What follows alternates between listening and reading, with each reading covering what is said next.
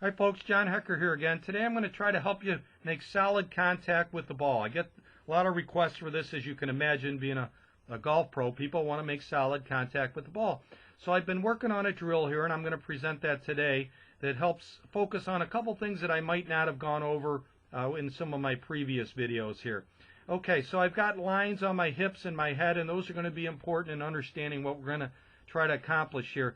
This is what I call the half swing drill. Now the funny part about this drill is it's quite a bit bigger than a half swing, but that's my sensation, and you may have the same sensation when you're swinging.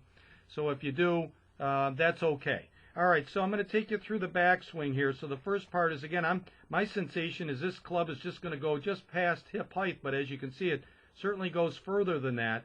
Now I wanted to show you the first thing was starting the downswing. I call this the catch. The catch is the feeling of your arms continuing to go backwards while your weight moves onto your left side and towards your target. So that's the catch right there. That is a key for making solid contact with the ball. Every good player does that. Now as we go forward, I want to emphasize how much the hips move to the left. Now the hips move to the left steadily until your club is about hip height. So this is the furthest point left, when the club is about parallel to the ground, hip height somewhere in there, and I'm going to show you the down the line view here so you can relate to that a little bit. All right, I'm swinging the club down. Now the club's going to disappear because I actually get it right at the hip height spot here. So this is hip height. Again, you can now at this point, you can see that my hips have not turned to the left yet. So I've really posted up onto my left leg. Most of my weight is on my left leg, probably 75% at this point.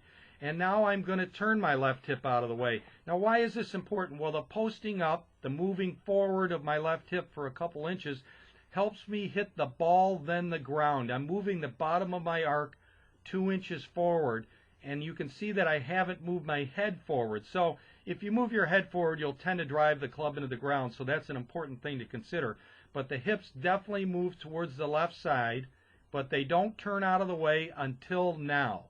Now they'll turn out of the way, and you'll notice that this is when you bring the club into the ball and actually helps you hit the ground. So you can now start to see part of my left side right after impact here, and you can get a sense of this from the face-on view, turning through the left hip and going through, and you can see the dirt get kicked out of the shot.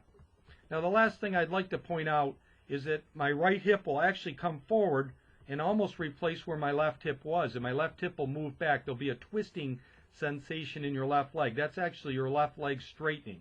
That's part of the process of taking a proper divot.